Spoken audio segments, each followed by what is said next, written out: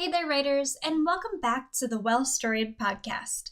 My name is Kristen Kiefer, and this podcast is where I translate articles from the Well-Storied blog into audio so you can listen in on the go.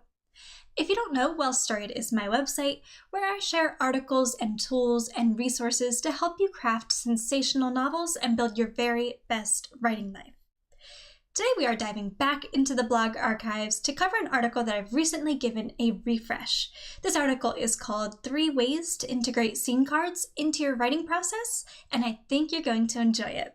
If you'd like to read along as you listen in, make sure to head on over to well-storied.com/scene cards. All right, writers, let's dive in.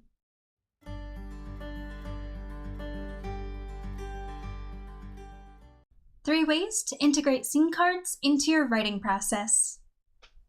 Do you prefer working with tangible notes as you write? Admittedly, I'm not a fan of handwriting my work in the slightest. I complete nearly all of my brainstorming, outlining, drafting, revising, and editing in Scrivener.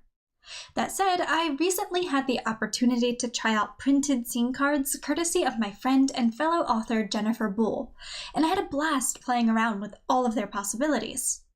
How did I use the scene cards Jen designed as I worked? Let's discuss 3 ways you can integrate them into your writing process today. Firstly, we need to ask the question, why should you make use of scene cards? Scene cards are physical index cards that typically summarize individual chapters or scenes, though they may also include additional pertinent information such as the scene's point of view character, setting, status, or drafting and revision notes. Though Jen no longer sells the cards she gifted me in her Etsy shop, you can still create scene cards of your own by grabbing a stack of index cards, or any old scrap of paper, and writing one scene description per card. No fancy stationery necessary. With that established, how can you make use of the scene cards you've created? The beauty of scene cards is that they can prove helpful at any stage in the writing process, making them one of the most versatile tools in your writing arsenal. Have a story idea? Use your cards to brainstorm and outline. Writing your first draft? Refer to your cards often to stay on top of your progress. Working through edits?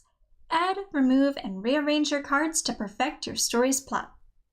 Pretty awesome, right? Let's take a closer look at how you can use your scene cards today, beginning with how you can utilize scene cards during pre-writing. Tip number 1, capture scene ideas. As you work to brainstorm the events that will move your characters from point A to point B, make sure to write your ideas down for later reference. Scene cards, of course, make the perfect tool for capturing your ideas.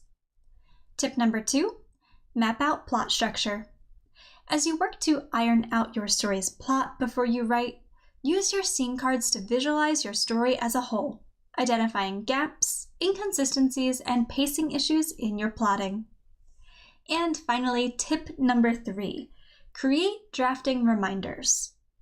Don't limit your scene cards to summaries. As additional ideas come your way, flip your scene card over to take notes that you can reference as you draft. Next, let's talk about how to utilize scene cards during drafting. My first tip is to review scene cards before writing. First drafts are often a mess regardless of whether you pre-write your story, but that doesn't negate the power of intention. Just as outlining your story can help ensure a solid plot, referring to individual scene cards before you write can help you visualize the work that needs to get done. P.S. Don't forget to check those notes you left yourself on the back of your cards as well. Tip number 2, use scene cards to avoid pesky plot bunnies. Do you often get halfway through a first draft before new story ideas take over? If you're considering taking your current story in a different direction, try it out by writing up a few scene cards first. Don't make the mistake of writing 20,000 words into a new plotline before realizing it's a dead end. If your ideas are for new stories entirely, write those ideas down on cards of their own, then tuck them away for future reference. You already have a first draft to finish. And finally, tip number 3, get in the filmmaking mindset. At the end of a day of filming, directors can view the day's scene takes, also called dailies. Doing so helps them ensure the scenes they shot were on par with their vision, making it easier for them to course correct if necessary the following day. As a writer, you can use your scene cards to do the same.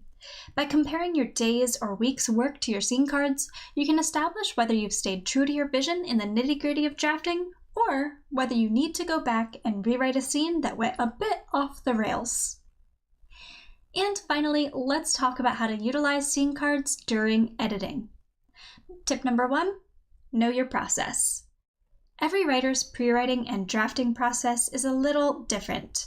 If working with scene cards during these stages isn't right for you, that doesn't mean they can't be of some use during revisions. If you'd like a little guidance as you polish your story's plot, go ahead and create your scene cards now.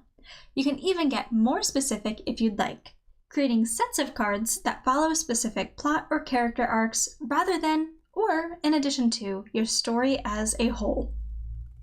Tip number 2, nail down your arcs. Speaking of arcs, don't be too hasty with your editing shears as you revise. If part of your plot simply isn't working, try removing or rearranging scene cards from your lineup, adding new cards to the mix as necessary. As with drafting, trying out new ideas with scene cards rather than with written scenes can be a great way to save a little time and energy. And finally, tip number 3, take notes and mark your progress. Some of the same scene card principles we use during pre-writing and drafting can also apply to your work as you revise and edit. As you read through your work, take down scene-specific revision notes on the back of each card to reference later. Then, as you work through the thick of revising and editing, use your cards to stay on top of your renewed vision for your work, and to track which scenes are complete and which are still a work in progress. These are just some of the ways that I've made use of scene cards over the years. Though I don't often use physical cards myself, I love utilizing Scrivener's virtual scene cards as I work. No matter your personal preference, writer, I hope you find these scene card tips helpful as you explore and refine your personal writing process.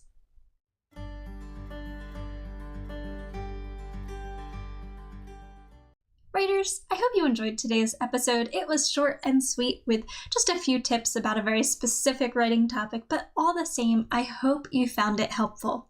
If you enjoyed today's episode, make sure to go ahead and subscribe to receive notifications about upcoming new episodes. And go ahead and give this episode or the podcast as a whole a like, a rating, or a review. Whatever you can do from wherever you are listening in from goes a long way towards helping the podcast reach new writers and grow. Thank you very much for that. If you would also like to help support the podcast monetarily and also really all the free things that I create for Well-Storied, make sure to head on over to patreon.com/well-storied. Any support offered there I use to help cover the expenses involved in running Well-Storied, and that really goes a long way. So thank you very, very much. All right, friends, that is everything I have for you in today's episode. Again, thank you so much for listening in. I hope you enjoyed today's episode. Until next time, happy writing.